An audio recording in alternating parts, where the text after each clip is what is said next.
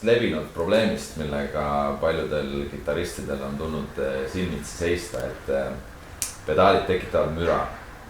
Mis on selle müra põhjuseks, seal võib olla mitmeid asju, võib olla su pill on selles süüdi, näiteks väljundpesaga on mingi probleem, võib-olla on kaablitega mingi probleem, aga üks levinumaid põhjusi on tegelikult kehv ja odav voolualaldi.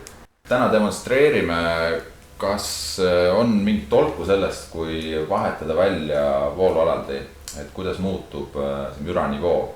Et demonstratiivsetel eesmärkidel me oleme oma võimendi keeranud natukene valjemaks, kui ta tavatingimustel oleks, lihtsalt et seda müra kuulata. Ja kasutame siis, meil on siin 4 pedaali hetkel ahelas, kasutame ühte väga levinud voolualaldit, mida ma tean, et paljud kasutavad. Antud alaldi visuaalsel vaatlusel tundub, et võiks olla isoleeritud väljunditega, aga tegelikult ta seda pole.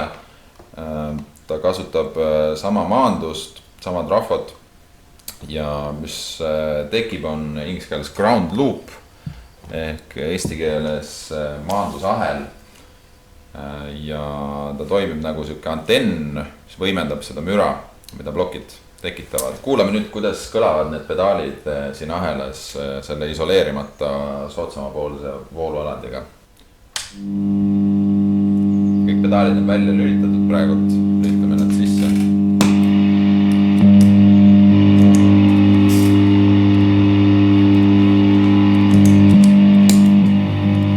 Nii, ja nüüd järgmiseks vahetame voolualaldi välja ja kuulame siis, kus kaugel see müranivoo on. Nii, vahetasime alaldi välja, panime siia nüüd Strymon Zuma R300 alaldi, mis on väga modernne, isoleeritud väljunditega, olematu müraga ja ta ka ei tekita mingit magneetilist välja, et osad Bachi pedaalid näiteks on päris tundlikud magnetväljale.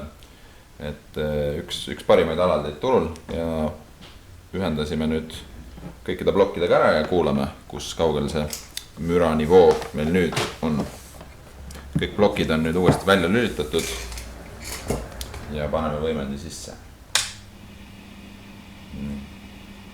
Kogu asi on oluliselt vaiksem, selline kõrge pinin on ära kadunud. Võime ka plokid sisse lülitada, mis siis juhtub. Rätt on rätt, aga siiski üldiselt on oluliselt vaiksem kogu asi.